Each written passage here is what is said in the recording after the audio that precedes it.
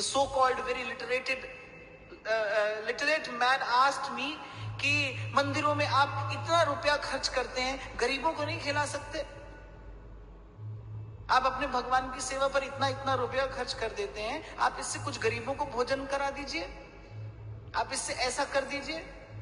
और उस व्यक्ति को कभी मैंने बरसों पहले देखा था किसी पार्टी में, मैंने कहा जब आप हजारों रुपए की बोतलें खोलकर उड़ाते हैं तब आपको गरीब क्यों याद नहीं आता?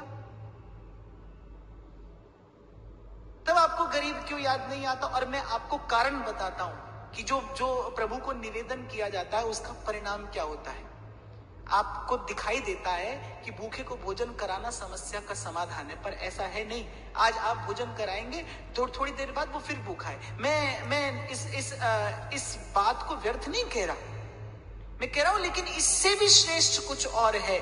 जब आप प्रभु की सेवा में कुछ निवेदन करते हैं तो प्रकृति प्रसन्न होती है।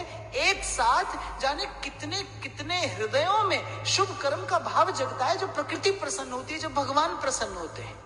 और फिर वैसे भी आप किसी को ऐसे भोजन कराइए तो क्या है, भोजन है, और वही वस्तु आप प्रभु को निवेदन करके देते हैं तो वो प्रसाद हो जाता है। उसे मन में प्रसन्नता का संचार होता है, उसे जीवन में पवित्रता आती है।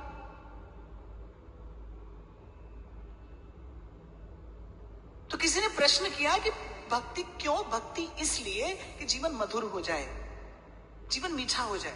मैं नहीं कहता कि कुछ और आ जाएगा, आप जैसे हैं ऐसे ही रहेंगे, बिल्कुल, लेकिन हो ऐसा जाएगा जैसे घट में मुख तक जल भरा हो, उसमें नेक भी 2 बूंद भी जल और आने की कोई गुंजाइश ना हो, कोई संभावना ना हो, लेकिन उसमें आकर कोई थोड़ी सी मिश्री मिला दे तो वो क्या है, वो जल शरबत सा हो जाएगा, वो जल मीठा हो जाएगा। भक्ति बिल्कुल ऐसे है।